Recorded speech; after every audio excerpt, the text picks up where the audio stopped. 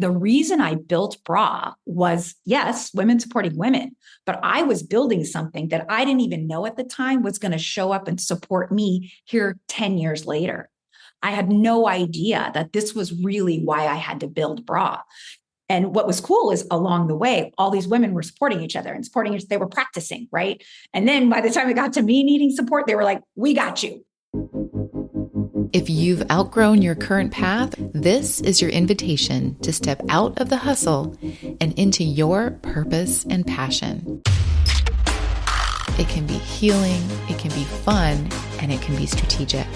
This is where you become the boss goddess in your niche and bring your dreams to life.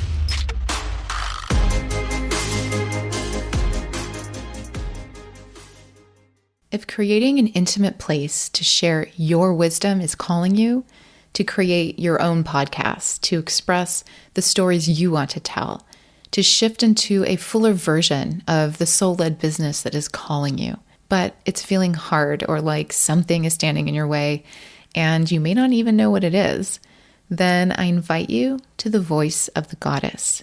This is a free ritual guide that I created that has the journal exercises and rituals that guided me forward during my process of leaning in and embracing what is emerging for me, the deeper, more true expression of my own message and gifts.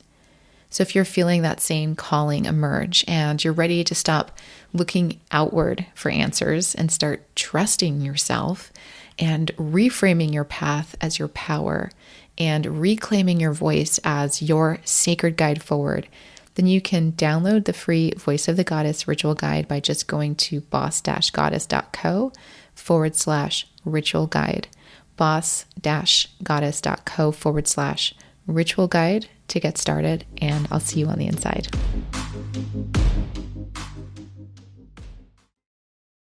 This year, I made the decision to prioritize relationships, and I don't mean the romantic kind. So last year, I had a pretty rough year, and I realized that I didn't know who to turn to for support. My friend groups of women who were there for me in my late 20s and early 30s had since had their own big life transformations and situations to contend with, while I ventured into my own. Much of that big transformation being going into business for myself and entering an emerging industry and learning near to all new skills that were needed to do so. I was so consumed, and so were they, that the cultivation of those friendships sort of fell to the wayside. It also didn't help that we now lived across counties from one another, and of course, COVID happened as well amidst all of this. And I was pretty much out for the count in 2019, besides anything work-related, because I had 2 concussion situations at that time that happened in 2019 that still impact me to this day. Much better now, but really killed my social life in 2019. So when I could finally poke my head up last year and see who might still be around, I wasn't sure where to look. And I felt a lot of guilt over not having any capacity to put intentional energy into those friendships. And the fact was, I don't think they had that for me either at the time. So my first move was to look for community with other entrepreneurs. And that's how Jason Pfeiffer and I became friends. And you can listen to more of that story in episode 159. And I'll be sure to link to that in the show notes. And then I continued on that path and explored more networking communities and entrepreneur type communities to potentially join. And I went to a lot of them. I was looking for my people. And I finally found 2 groups. I decided to join 2 communities. One was a podcast association, the first of its kind, and the other was BRA, the Business Relationship Alliance, which is made up of women and non-binary entrepreneurs. And that was created and founded by today's guest. Firstly, our guest, Carrie Murray's journey of creating the BRA community is a perfect example of the kind of organic and aligned unfolding that I've been talking about a lot on this podcast lately. Carrie was trying to navigate her own first-time entrepreneurial journey, and knowing that she thrives in community, she reached out to a few girlfriends who had businesses too and asked if they wanted to meet up once in a while. So they started going to these dinners, and then they would think of someone else in their life who would benefit from these dinner meetups. And then the thing just grew and grew, and more reason unfolded for Carrie to lean into this community as a business. So it kind of churned into a business. So if you're wondering how to start figuring something out in your life, start with that. What problem are you trying to solve? Who can help? How can being in community help you solve it from a place of reciprocity? Can that be a first step? Would you like to cultivate your own small group like Carrie did, or join one like I did, or both, which you're part of my community if you're listening. And it's a little bit of both for me. But having that interaction with actual humans is what really changes the game. And bringing Carrie onto my podcast is my version of that. So it all starts becoming the same ecosystem. It's a great exercise in taking a step that feels good by choosing to solve a problem with someone else, with a community. And a community can be just two other people, which I think Carrie started with just a few people when she was trying to figure this all out. Which I wish I did, which I wish I had some other people in my life when I was becoming an entrepreneur who were also doing that, to reach out to and do much like what Carrie did, because I just didn't have that network. So I'm so glad that she did, because now I get to benefit from what she had built and created. But again, if you're trying to solve a problem, think about what that step might look like for you, and start with what feels good and feels aligned with who you are, without needing to have it all figured out first, and without needing to go it alone. So, by the way, just to wrap up my earlier friend story, I did just get back from an amazing double birthday weekend celebration with the friends that I mentioned earlier, and it was amazing. It wasn't perfect, and there were moments where we discovered we might need to relearn each other, and where there may be some forgiveness and apologies required, but we're doing it anyway. Even though it might be uncomfortable at times, we all showed up, and we're all committed to figuring it out and building a new connection and reconnecting. So now a bit more about Carrie Murray. Carrie Murray is the founder and CEO of Bra Network and the creator and host of Carry On. Carrie Murray is a founder, a speaker, author, and unapologetic amplifier of those often pushed to the edges, though she's not here for the margins. She's the founder of Bra Business Relationship Alliance, a community built to connect and elevate female and non-binary entrepreneurs through visibility, collaboration, and real lasting support. Carrie's also the creator and host of Carry On, which I plan to be a guest on. It's a bold web series and podcast that hands the mic to voices rich with unfiltered wisdom, wit, rage, reinvention, and joy. From navigating caregiving and career pivots to pelvic floor dysfunction, financial uncertainty, and finding your fire again, Carry On doesn't just tell stories, it reminds us we're not alone. The show is made for anyone on the edge of transformation, which is us, right? That's what we do here too. So what started as dinner parties with fellow frustrated entrepreneurs turned into a thriving network of women committed to rewriting the rules of business and life. Carrie's approach invites intergenerational conversations that span career, identity, resilience, and liberation. She's not asking for a seat at the table, she's setting her own. Here's my conversation with Carrie Murray. Welcome, Carrie. Hi, I'm very, very happy to be here. And thank you for that wonderful introduction. Yes, absolutely. It's so great to have you on. And I'll share briefly that we met because you have an amazing community that's been on my radar for a while. And I finally said, I'm just going to join it. And so far, it's been amazing because here we are, and I'm connecting with you, and I've connected with a couple of other members so far. And it's what I've been hoping to find is that sort of embracing kind of connection that we hope to find in a community. So thank you for creating it. Absolutely. It's my superpower is definitely doesn't matter which room I'm in. I'm like, we can create a community here. Like, I love that. Okay, so have you always known that that was your superpower? if you were to ask 12-year-old Carrie, she would have said, I'm going to be a backup dancer for Paula Abdul. And that was my superpower. But Oh my no. gosh, I love that. Okay, Paula Abdul, those who don't know, you should go look her up, but so much fun. I remember Yeah. when that first album came out. I loved it. So fun. And I had the tape. So I Me must have too. like played it and rewind, played and rewind. Yes, before Paula Abdul was a judge on American Idol, she was actually a pop star. Yeah, I loved that album and I had a tape Mhm. as well, and I probably still have it somewhere. Was dancing your first passion? It was just something I really loved to do as a kid. I was in dance and cheer all the way through college. And that's a community, right? I never did solos.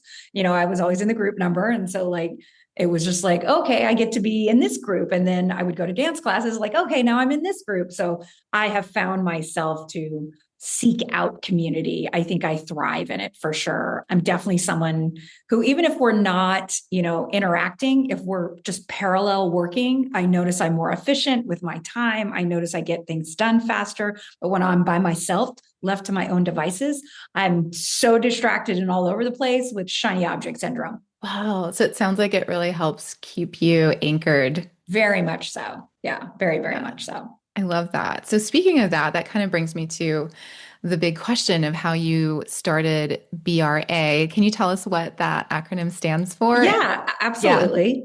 So BRA is BRA, BRA is Business Relationship Alliance. And we are a community of women and non-binary entrepreneurs that lift and support each other. So when I was creating it, I really wanted a brand name that kind of spoke to every woman.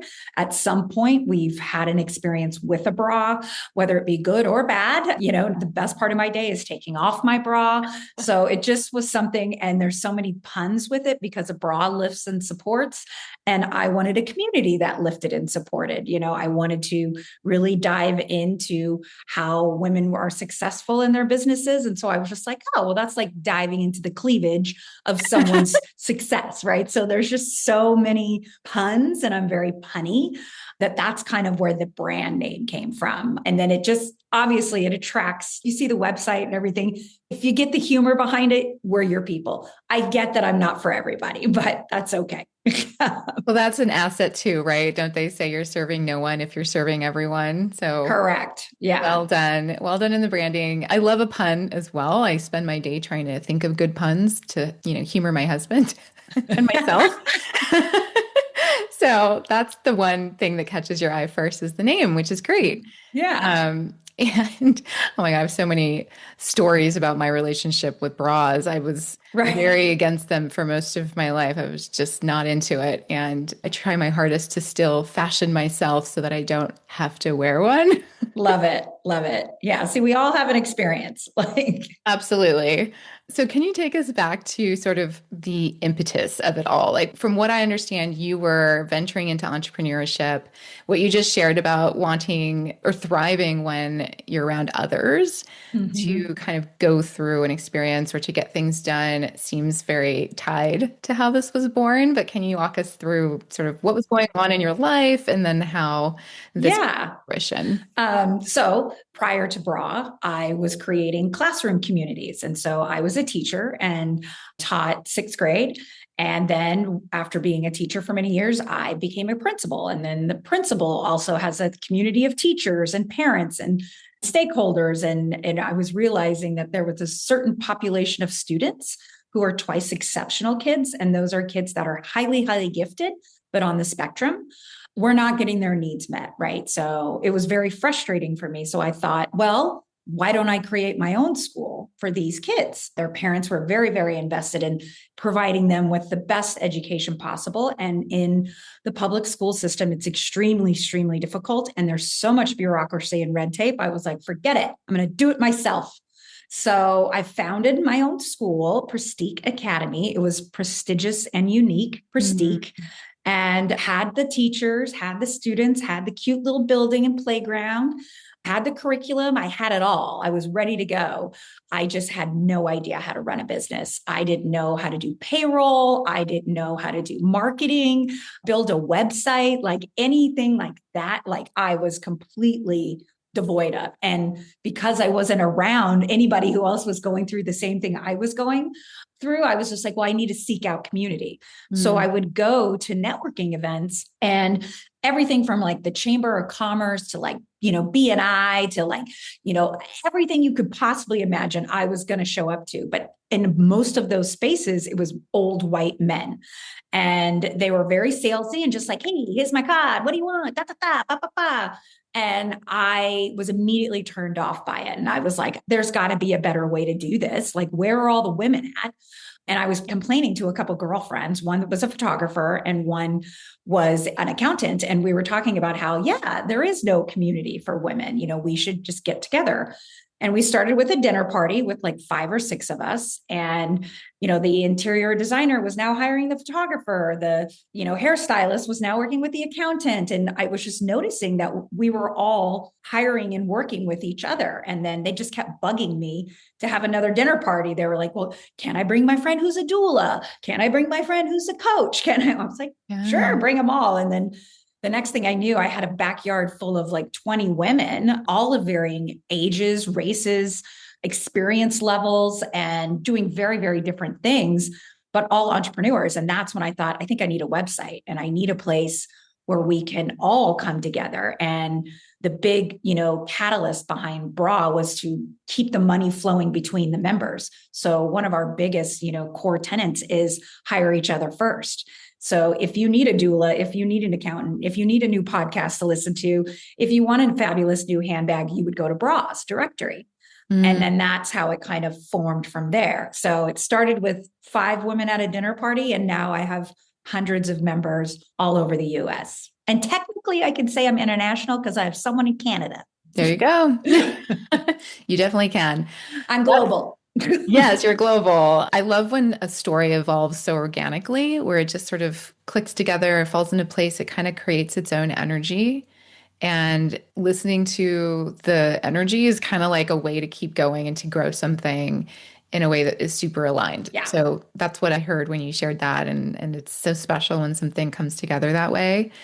Were you also still working on the school while you were building this community? No. So my school eventually was phasing out because I was in like $50,000 worth of debt because I had no idea how to manage the funding. So many parents would be like, oh, I can't pay tuition. And I'd be like, oh, like the idea of charging and collecting funds and then managing those funds was something I also had to learn. So at that time, my school was absorbed by another school. So they took everything that wasn't nailed down, tables, chairs, iPads, but also my students and families. And then I pivoted and really, really just invested everything into BRA and building that. Oh, wow. Okay, I have to ask, how was that transition at the time? Very, very hard. Very, very stressful. Very, very hard. I felt like a failure, provided the school was only around for 3 years. And I was like, do I go back to teaching? I felt like I've, left them. And it's like, do I want to go back to 9 to 5? I kind of had the taste for entrepreneurship and being my own boss. So I knew I didn't want to go back to a traditional 9 and 5 job. And I just found the courage from the women in BRA who kept cheering me on and saying like, we're going to do this. And when I first started BRA, I think I charged $79 a year. I had no idea how to price myself. So during that time, I just read every book I could possibly get my hands on, went to every conference, convention, all of it, just so I could absorb and learn and learn and learn and not learn the hard way again, because I learned that from my school. That's like, oh, maybe I should have done a little bit of research on marketing and advertising. Oh, well, thank you for sharing that. I asked because when I'm kind of in a transitional moment like this right now as we speak, and if you listen to the podcast, you kind of already know this, but I like to live in the meta spaces. But it is hard to transition from something that is your first business, let's say, that has a different identity that gets wrapped into what we believe about ourselves and our abilities. And it's so easy for it to feel like a failure. So thank you for sharing that part, Yeah. because that's hard to share sometimes. And it's also so hard to walk through as it's Hmm. happening. And then it sounds like your community was really like the first stopping point to help guide you towards the next thing that allowed you to, do it differently the second time around in a sense. And Absolutely. yeah, marketing and advertising is also very often like the last thing we look at. Like, oh yeah, I should market this. Yeah. Like you build this beautiful thing and you're just like, oh my gosh, it's gorgeous. It's shiny. It's bright. I love it. The world needs this. You're like, okay, why is nobody buying? Like, Yeah. yeah, like Where are the people? why aren't they knocking down my door? And that's how I felt about my school. I was like, we had this incredible curriculum and my teacher was amazing. And I was just like, why aren't they like all wanting to line up and get into enroll in my school? I just had a great product and I had no way and didn't really know how to talk about it. And that was probably the biggest lesson when I started Bra. I started conversations before I even built a website, before I put any money into it. I was just interviewing and chatting, and I wanted so much market research prior to building it. And I didn't want to build something that wasn't going to last, right? I know when you start a business, you should really have the conversation with yourself as how is this going to end? Am I going to sell it? Is it going to be acquired? Am I going to close? Am I going to give it to my children? Like everyone starting a business should go in, how is this going to end? And I knew that I wanted to create a legacy that could continue on, even if I wasn't at the helm, right? And with so much technology and just putting the right people in place on my team, I knew that if I had to step away, I could and go to Sydney, Australia, or wherever. That was super important when I was building Bra, as I wanted it to be efficient and I didn't want to bleed money anymore.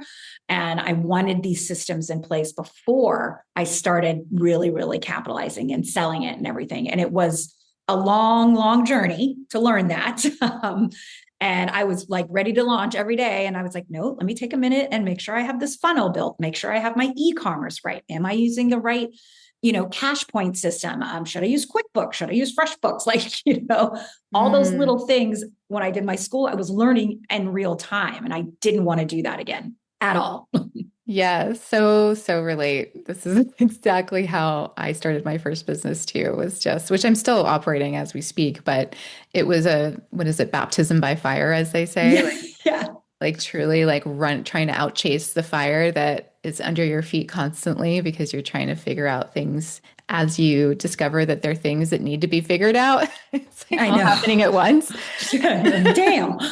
Yeah. You're like, but I have this great idea and I'm so inspired, but you're like Mm-hmm. running to try to make it work or keep it alive or, all of those Yeah. things. So I share that to say that like, it sounds like you're the type of person who likes to activate Yes. and that you know yourself well, so you can be inspired and activate. And many of us listening are this way, where we're creatives and we are big thinkers and visionaries, yet it can get confusing when it doesn't perfectly come together. And so I'm spending some time on this part of the story to help someone understand that if you're listening and you're like thinking about it in this way, and things aren't going perfectly, it's okay to slow down. It's normal to feel like you don't have it all together. It's normal to forget about the marketing. It's, all of this stuff is very much, unfortunately, fortunately, part of the first business journey, but it doesn't have to be. So you don't have to start the way we did. No, you don't. I can't say if you're sitting there listening to this and you're just like, I got this, then you're missing something. And I would go back and double check. Yeah. And then so that brings to say, like, how do you stay inspired while you're slowing yourself down to cross the T's, if you will? Mm-hmm. Such a good question. Well, I have a wonderful assistant. Mm. So that when I got to a point where I could work with an assistant for even 10 hours a week, it was an enormous game changer because that's when I started working in front of Bra and not behind it. Mm. And so that to me was like a huge milestone I really wanted to achieve, is like, I want to get to a point. And that was very scary because now I have an employee. And I, 1099 that employee. I didn't actually have them hired with a W-2 because it's less taxes, right? They have to be in charge of their taxes. So I just knew, okay, I need to have this many members so I can generate enough revenue to cover her and pay me and put the rest back in the business. And for my first year, that was my goal. By the end of the first year, I wanted to have an assistant. I wanted to make sure that I was speaking more, I was, teaching more, and I was more visible. And then once that visibility came, and it was scary. There are times when I just paid my assistant, and the money that I made, I just put it back into marketing, back into it. And I didn't pay myself. Then once I kind of like got that rhythm and I was becoming more visible and I was in the front of Bra, more members came, because now I'm talking about why we need each other. And it was at the height of the girl boss era, right? When Sophia Amoruso came out and had her girl boss rally and did all this stuff and everything. And everyone was like, girl boss, girl boss, girl boss. When really, when you went behind that curtain, there's nothing there. There's no business there. There was for Sophia, for sure. But when women would come to these, huge, and spending a lot of money to go to these conferences, I would go and I'd be like, what is the takeaway? Instead, it felt like a pageant, which is like, here is so-and-so, and she created whatever, Twinks, brand of vegan food. It was always some random thing. You're like, this is something. But after that, it would be the next person. Oh, this is a marketing executive. And it was just felt very pageant and not a lot of substance and takeaway. And I'm a teacher. So I'm just like, what's my homework? What's my next thing? Yeah. Where's my syllabus? So it was at that point that I was really, really focused on having great takeaways from any event Bra event. And that had to include, great, solid networking, a very inclusive space, and the kind of mindset that if I am in front and they get to know me, they will trust the women in this community. And that's essentially what happened. As I was getting relationships and building them and building brand, awareness and all of that, then they showed up and they would be like, they'd come to a meeting or they'd come to a Zoom call or something. And the orientation is called the fitting room, so it's like, how do you find the right fit when you're looking for a networking community or something like that? It was really interesting at the beginning. And now Girl Boss is gone, right? There are a lot of these kind of female founded communities that were really popular in like 2015 that no longer exist, but Bra does because we evolved. Yeah. And you said something really important there about the trust factor, especially when we're building businesses that are really hyper-focused or facilitated through relationships and each other. I think the trust requirement goes up even more.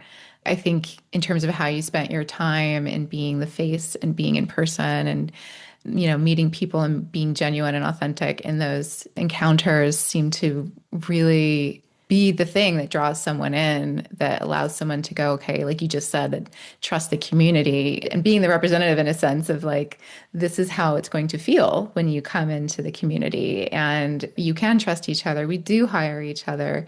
You will be supported. You will have guidance and you will have something that you can walk away with and learn. Like those values get reiterated through each touch point when you show up in that really authentic way. It's such a great strategy. I think it's such a great way to humanize business too. Absolutely. And I think that's where the feminine side of it comes in, right? As women or anyone who identifies as a woman, we very much buy things based on how they make me feel. And yes, I like something shiny and pretty and I want to buy that, but I know I have to buy a car that's not going to be shiny and pretty, but I want to know the color and I want to be able to trust the car is going to keep me safe and my children safe. But it's literally the look of and how it makes you feel that will convince someone to buy something first before they even know what you're offering. They're like, oh, this makes me feel warm and fuzzy. That's why I think a lot of time when women are pricing things, we put so much emotion around it. We put so much like of our own identity of like, no one's going to pay this much. Nobody's going to pay me this much. And then we immediately start to lower our prices and lower our value. And I think we should do the opposite. We should be elevating our prices, elevating each other and, having these uncomfortable conversations around money, which we were never really encouraged to do as teenagers going into college, unless you studied in that field. So I think it's important to, for example, if two photographers meet in bra, like they have conversations around like, okay, for a 200 person wedding, how much do you charge? Oh, I charge this much. Well, I charge this much. Well, let's talk about that. Are you bringing in a second shooter? Are you only there for half the day? Like they have these really honest conversations where you can't really have, especially if you're a creative, because you have to pay for your time. And Mm. that's hard when you're just like a coach putting a proposal together. That's time you're spending building your coaching program or building out your edits, post a photography shoot. That's value. And even though your clients don't see it, it's still very, very important to the quality that you want to keep at a higher level. It's like you've got to embed that into your fee. Trading time for money, right? It's the Yeah. value of the transformation, if you will. Like you mentioned, Mhm. coaches. And that's a really hard thing to wrap your head around how to start pricing. Like, how do I Yeah. price transformation, especially when the results are going to be really varying across each person's personal experience, where they're starting, how far they want to go. And, there's just so much to consider that's different for everyone who shows up as a client, too. And Absolutely. That's the other thing. It's like, I'm going to come to my coaching call, but never turn on my camera. Or there's the client that's like, I'm going to come to every call. I'm going to be early. My camera's going to be on. I'm going to take notes. Well, they're going to get more out of it. Right. yeah, it can be really tricky. And I've focused on like energetics around pricing for a long time. And Yeah. there's more to it than that for sure. But it's an interesting place to start because you can it does come back to like feeling into, that scary part and just testing it out, seeing if Yeah. anyone pays you that amount. Like Yeah. they And I think might. a good rule of thumb that I heard forever ago, and I don't remember where I first saw this, probably in one of all the millions of books I read, was that when you're pricing, especially if you're a creative, graphic designer, web designer, photographer, and a coach, and Mhm. you're using your time is also really a part of your revenue, Mhm. then you have to approach every client with three choices. And those choices are you can either get it really fast, really cheap, or really shitty. Mm. So if you want high quality and you want it fast, then you have to pay a lot of money. But if you don't want to pay a lot of money and you want high quality, then it's going to take a long time to get there. Yeah, one web designer is $3,000, but it's going to take 7 months to make this website. You want it fast? Well, then you're going to have to pay like $10,000. And if you want it fast and high quality, it doesn't exist. It just doesn't exist. Yeah. Right. And cheap, those three things cannot commingle. So you have to figure if it's your time, the quality, or the price. Yeah, yeah. And as a production agency and as someone who really cares about quality and value, I personally just couldn't bring myself to even offer those options. It was high quality or nothing. Like you either were Yeah. in it to win it or we're not going to speak the same language along this Yeah. journey. And we had to be priced a little higher than other boutiques. Good. I Yeah, think that's good. You immediately cut out the people who are going to lowball you. And yeah. also, the people that pay you the least are the biggest pains. Yeah, they always need so much more attention. Yes, So they funny that do. way.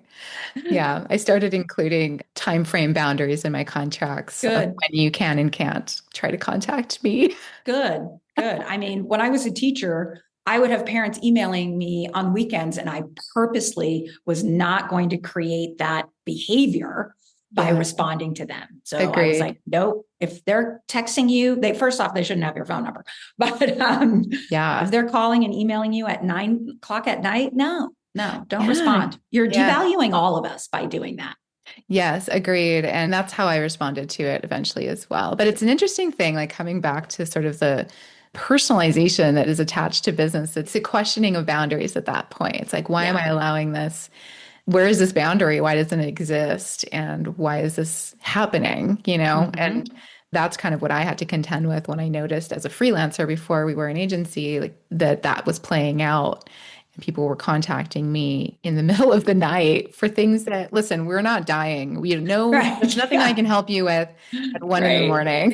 Like I'm not nothing. curing cancer here. It's literally a community. You're Like, gonna live and we'll deal yeah. with this during regular hours. Yeah. But it was a strange thing where I had to go, okay, like where am I missing boundaries and where am I missing a communication moment to, Yeah. share that and an energetic shift that happens when you put up a boundary as well. So yeah, we could go way down Oh, a yeah. whole nother podcast episode around just that. But I do want to bring it back to the community that you created, because you shared with me in another call that we had that it really, the support system came for you at one moment in your Yeah. life pretty recently. But if you don't mind sharing No, not at all. what was going on, how it became something you could lean on in a way that maybe you weren't expecting it to serve you in this way. Absolutely, because I'm always the one leading, right? I'm always the Right. one. I put the events together and we would have, and even during the pandemic, we still met, via Zoom and everything. And we had conferences. So I was always the one in charge. I was always the one leading. And I liked that position. But it came a time, I think it was in March. So every year I have an event and it's called Women on the Rise. And every year we honor the women in our community with the woman who's on the rise, that she's on the rise up to greatness, an empowerment leader, and a visionary leader. So that event is always in March, Women's History Month. So I Mhm. had that event and it was fantastic. And you can go to my YouTube channel and see a recap video. Okay. And it's gorgeous event, acknowledge all these wonderful women. And I mean, there's probably like 120 of us there from the bra community and the other people. And it's just been something I've loved to do for the last 6 years. 3 days after that, my husband walked out on me and my kids and just said he'd met somebody else. He wasn't happy and he walked out. And I was devastated at the time. But I realized he purposely waited till after that event to tell me. Wow. Why? I don't know. But once he left, and I mean, I was shell shocked, totally, totally floored by this. Because after that event, we always have a follow up Zoom call like 2 weeks later and be like, oh my gosh, I met so and so, and I'll see you Mhm. again. And I couldn't make it. Obviously, I was on the floor in a puddle crying, trying to keep my children's, head above water. Everybody, we were like all over the place. And I didn't go to that, but my team knew what had happened and they went and they were just acting as if, because I didn't know how to come out to bra about what had happened. It also had just happened. So I really didn't even know what day it was. But at that event, my team tells me, yeah, you were missed and everything. But they're like, Carrie, everything went smoothly. Everything you've built, those systems you put in place, nobody, I mean, of course you were missed because you're fabulous, but nobody was like, oh, why isn't this working? Or what? It just kind of went on and on and on. So then it started spreading. I started telling my close circle in bra and then kind of the wider circle. And then I filed for divorce and then that went public. And so now everybody knows. And it's about a month after he initially left. And the way that the women in this community circled the wagons around me and my children, I realized at that moment, it was now like a month or so, that the reason I built bra was, yes, women supporting women, but I was building something that I didn't even know at the time was going to show up and support me here 10 years later. I had no idea that this was really why I had to build bra. And what was cool is along the way, all these women were supporting each other and supporting each, they were practicing, right? And then by the time it got to me needing support, they were like, we got you. And they showed up for me and my kids and women that I barely know, that I've only met, at one event or something like that, would send me a card. They would be like, they would send me Postmates and just be like, here's some Oh. ice cream. Like they showed up for me. They asked if they could take over all my Zoom calls. It was unbelievable. Some of them have never even met my children. But it was just a testament to how, like, when women show up for each other, we are unbelievably unstoppable. We can achieve so, so much. But it begs the question, what type of woman would pursue a married man with children? So I was very torn. I was pissed off at women, but I also was very, very much supported and loved by women. So it was such a weird, like, back and forth. And it's something my teenage daughter said to me, Mom, she's not like one of your bra members. And I was like, no, she not. So it was Yeah. really, really hard. But I would not be sitting here today talking to you this stable and this together if it wasn't for the women of bra who came and showed up for me and my kids. No way. Oh, I'm feeling through all of this with you, and Yeah. just thank you for sharing it, because including the conflicting moment of trying to Yeah. untangle that, because it is complicated. Relationships Yeah. with women, the history that society has sort of laid on top of us as well, really makes it complicated. And I Mm-hmm. personally, and I've talked about, actually just released an episode recently about sort of my complication with relationships with women and wanting to heal that and actively healing that, this year and spending time doing that and joining bra is probably one of those moments which I didn't really realize I was seeking it so much, Mm-hmm. but realizing that there is a difference and that we can choose and we can find and create the communities that aren't the complicated version. Right. And we can leave. Yeah. We have this sense of loyalty, like, oh, I joined this community, I got to do it. But then when you get in your belly or in your intuition of Mm. like, these ain't my people, that's okay. Leave. I'm giving everyone permission. Don't worry about the money you spent joining it. And it turns out to be not the right place for you to be. Leave Yeah. because you're wasting your energy. If it doesn't fill your cup and you're pouring into everybody else, you're not going to change it, I guess is what I'm trying to say. If it's not a right fit, you're not going to change it. So go find one that is, like a bra. That's such a good metaphor for this. I love that you brought it back to some humor because it's so true. Like, how many women are wearing the wrong size bra their whole lives? And Mm-hmm. then you go get a fitting and you're like, no shit. Like, Yeah, the wow. wrong size. Like, It's not supposed to dig into my shoulders. No. it's not supposed to feel like that, which is like Yeah.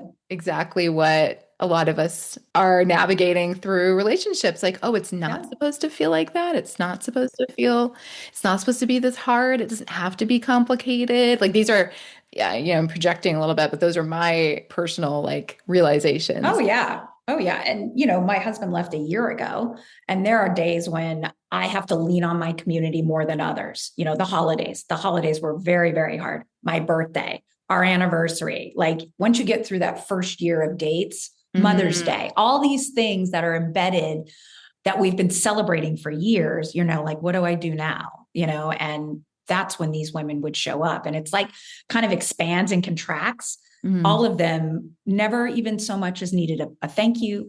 Anytime I would thank them, they would be like, nope, it's our pleasure. When I launched my podcast, all of my sponsors showed up for me, came from Bra. They were like, yep, we want to be a part of this. We want to support you. We want to be a part. And that is like the full circle moment. And yeah, I have moments when I miss him. And then I have moments when I was like, oh, I can paint this whole house pink if I wanted to. Yeah. I don't have to ask anybody. There's some freedom in that. Yeah. There really is. There is. There is. Gosh, my brain wants to go in two directions, and we will. The first one is to reflect on the thing you brought up at the beginning of developing your community was this sort of trust that you wanted to be sort of the face of the community. It's like you can come in and you can trust the people that will be here. And it seems like that really like reversed itself. Like you said, the 180 of it, really Yeah. wrapping that trust around you. Like not Mm-hmm. only did you try to create a space where others could come in and trust you, but by doing that, it created a space of a circle of trust that you could live Yeah. on as well, which is Mm-hmm. really strong and really powerful and really speaks to the integrity behind the way you created this, and the people that showed up have a similar sort of aligned core value system, it seems. Yes, definitely. And not everyone renews every year. There are some people that join Bra that I never see ever again. And then there are some that join and go to every event they do, but what you're going to get out of it is what you put into it. And I think that's true for any situation. Yeah. And if you're going to show up as your authentic self, then you're going to get more authenticity coming back at you from the women there. I just know it's very natural for me to create an inviting, inclusive space that feels warm and welcoming, even for the introverts out there. But I know it's not for everyone. So it's okay. So I'm okay with that. Yeah. And you never know. I mean, maybe you do because maybe they let you know, but I can see where someone might feel like, oh, I want to put my all in this and the timing isn't right. Yes. Feeling like they're not giving like the community what it deserves. I could see myself doing that, which is why I waited Yeah. to join networking things until the timing that I carved out for it, because I didn't want to half-ass it. I didn't want to Yeah. a year later and be like, I just don't have the capacity. So you never know, but Yeah. It's true. And I think the number one reason for people who don't renew is that they can't find the time for it, but they want to commit to it. So yeah. they don't want to do it half-ass, which I totally understand. But those same people will go to my events. They'll just like, but I'll Oh. go as a non-member. And I'm like, no, you can have the member price. It's fine. I feel like the people you bring in are probably feeling connected. They just want to give is probably more than they're able to at the time. Yeah. The other thing I thought of when you shared in this last moment was this idea of refinding yourself in meeting yourself where you are now and making those discoveries through what is probably also a grief journey, I'm Yeah, oh guessing. yeah. Yeah. Yeah. How's that journey been for you, and how are you finding space to allow your creativity in? Because you just launched your podcast, Carry On. Yes. Yeah. So that's was just like another great anchor for me, for my community, was to build. I needed to build something. I knew when I was going through this really worst time of my life, to be honest, I knew I was going to need a creative outlet, something to focus my time on, or I was just going to spiral, So I found a great therapist. I found a divorce coach. And I was like, I'm going to retool my podcast. So my original podcast was Get Carried Away, and it specifically featured bra members and their entrepreneurial journey. Well, then the election happened, and there was another group of women that pissed me off. So I had this woman who had an affair with my husband. And now I have a group of women, mostly white women, who voted for Donald Trump and were screaming about the cost of eggs. And, by the way, has the price gone down? No. But my rights have gone fewer and fewer. So moving from entrepreneurship and now into the space of supporting all women, not just entrepreneurs, people who are retired, anyone who's in college. Like I thought, why don't I speak to every woman out there and get us all in the same kind of fold of support? You don't have to be an entrepreneur to get support from Carry On. So we carry on about specific topics, concerning like healthcare, for example, DEI. But we also talk about, what if you're 40 years old and you're getting married for the first time? Or, That what was if me. yeah, see, it's like the 40-year-old bride. We have these traditional ideas in our head that, oh, you got to be married by 23 and have your babies and do all the things. Like, no, what if we just said no and we decided to do it differently? So that's what we carry on about. And that has launched. It's on YouTube and on where anybody listens to podcasts and everything. And it was the thing I needed more than ever to help get past my divorce. I needed a creative outlet. I was already working out because I love dancing and I love boxing. So I'd punch a bag because I'd be really angry. And the space that I'm sitting in right now was his office that I was like, I'm going to make it a podcast studio. He never had peacock wallpaper. Put it Yeah, it's beautiful. And Yeah. for those of you watching a clip, you can see the beautiful peacock wallpaper. It's really pretty. Yeah. Because it was just like, I'm going to claim my space and my time. Oh, also, when all of this is happening, well, my daughters are applying for colleges. So we're flying Right. all over the country, going to college tours, trying to figure out the cost of that and all of that. And it was a very, very hectic time to say the least, but it was my community that kept me laughing, that kept me fed both in my soul and in my gut, and who are supporting me now with this new venture, Carry On, which I'm Yeah. really, really excited about. Yeah, there's lots of layers to that title too, because life was carrying on, like you having to deal with life regardless. Like life is still happening Yep. amidst, all of the things that you were not planning to Correct. happen. Yeah, correct. I also can carry on about tacos. I don't know what you want to talk about. Like, it's just like having great, enriching conversations like this, like you want to have more and more of the meat. And I just love it. And I seek it out. Like I listen to your show. I listen to a lot of shows that support women that way. And by giving them a platform and giving them a mic to just say, tell us your journey, tell us your advice. It's so powerful and it spreads like wildfire. That's why I think, the podcast has just happened so strong, especially among women 40 plus. Yes, I noticed that my listenership bracket is above 40, is just the largest bracket of listeners Same. that I have. And I'm curious, I don't know the demographics of your community I should say our community, because I'm a part of it now. You are. But are you finding that's the same, or is the age range all over in terms of majority? Yeah. Well, I think a lot of my topics for Carry On definitely lean towards, women over 40. Definitely when I'm talking about perimenopausal or your pelvic floor or things like that. But when I look at bra, the largest group I have are millennials. But my largest audience that listens to Carry On are Gen X. They're my age. And then there's like a random boomer, but I think that's my mom. But it's okay. Her and I actually did an episode about working moms. It was really funny. Yeah. But that's awesome. yeah. So bra is definitely more diverse than the audience of Carry On. Yeah. I'm curious as you continue how I'm sure the audience will grow. I know it'll grow. So I'm Sure. curious to see how the demographic might expand into more millennials as well. I'm a millennial and I'm over 40. So just saying Yeah, we're up there now. that's true. That's true. Yeah. Actually, I'm turning 44 next week. So there you Oh, happy go. birthday. Thank you. So is that you're a Leo or a Cancer? I'm on the cusp, so I'm Ah, both, but all mhm. my signs, if you look them up, are all fire. It's Oh, Aries moon, oh, Sagittarius, and then Leo sun. wow. You spicy. Yeah.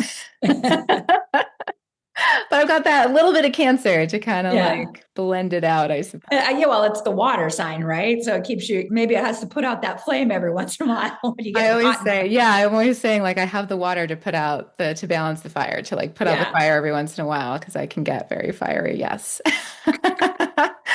I All love that it. to say, I love the sort of creativity space that you're giving yourself. So that even just Mhm. the concept of redesign, if you will, I won't say rebrand because I feel like it's still very much you and how you are choosing to put Yeah, it into your podcast. But this idea of like sort of opening it up to just talk about tacos if you really need to talk about some fucking tacos exactly. because everyone loves tacos. I could totally do an episode about tacos. Just about tacos. Let's talk about Yeah. tacos. Or we could talk about, what we talked about today or Yeah. I think also I would not have been able to launch Carry On first without my community, but the second without the systems in place to keep Bra running on autopilot. Because I'm getting revenue from Bra, I'm getting revenue from my investments. And that is what's really paying for Carry On. I have sponsorship, but it's not by any means at a high level yet. I'm still very much in an infancy of the launch, but it is important if you're going to add a podcast to one of your offers or add a community to as one of with your coaching program or whatever, make sure you already have those systems in place so you're not scrambling to be like, where's that Calendly link, wait, where's my calendar, like where's this, what's my lead mag, like get all that shit done, then build the next thing. Yeah, yeah. I have a slight addition to that, which isn't necessarily counter of what you're sharing, but there's a really lovely way to kind of build your business with a podcast. You can kind of develop your voice and your I want that idea. course. Yeah, I would sign up for that course. It's coming soon. I really, Yeah, I'm serious though. Like if I built this a year ago, I would have loved to have support like that at the same time. I really would have, because I was, again, it was just the timing of it all. But yeah, for that's such sure. a good idea. I love Well, that. thank you. I appreciate that validation. It's something I'm very passionate about and building at the moment and been wanting to put into the world for a long time. And it's a mix between what we shared earlier about having that creativity and activation desire and not wanting to just go hard into structure and business right away. Yeah. Because we're creatives. We want to build a message, we want to build a movement. And Mm-hmm. podcast is a lovely container for that, while you also have structure and lead magnets in place and Right. funnels and systems that you can do gently Yes. as you begin. I Yeah. love that. Thanks for that. How can we find you? And yeah, just where's the best place to find you? How can Absolutely. we listen to So your podcast? it's carrie-murray.com. So Carrie is Carrie, just like the Stephen King movie. But technically, I'm named after Carrie Nash, who was a prohibitionist. So I love wine. I'm not sure how that worked out. But anyways, you can also find me on YouTube at Carrie_Murray. And that's where the podcast is. And also Apple Podcasts, Spotify, wherever you listen to your podcast. After you listen to this, go to Carry On. Yeah. Well, we'll link to it so they can Oh, very wonderful. easily move over to Carry On right after. Yeah. And then on Instagram, it's just Carrie Murray. Wonderful, wonderful. And then last question, if you had one takeaway you would love the listener to walk away with from our conversation today, what would that be? Don't settle for bullshit. How about that? I think the biggest thing that I've learned is it's okay to be picky when you're looking for a community. It's okay to not fit in. It's okay to be like, like when your mom's making you do the Girl Scouts or join the softball team or be on the dance team and you don't like it, it's okay to leave. So I just want to give everyone permission to be picky, discern, look at the people that are in the community, look at their messaging, look at their mission. How do they embody it, or is it full of shit? You know what I mean? I'd be picky when you're trying to find a good community. I like that. Do they embody it or is it full of shit? Exactly. That's a good one. I like it. Thank you so, so much, Carrie, for joining me. Thank This was you. so much fun. I could keep talking for hours, but I won't do that to you. Yeah. Next episode, tacos. Yes. Thank you so much for listening to the Boss Goddess podcast. And if you're ready to stop looking outward for answers and start trusting yourself and looking inward, to start reframing your path as your power and reclaiming your voice as your sacred guide forward, then be sure to get my free Voice of the Goddess ritual guide at boss-goddess.co/ritual guide. I'll see you on the inside.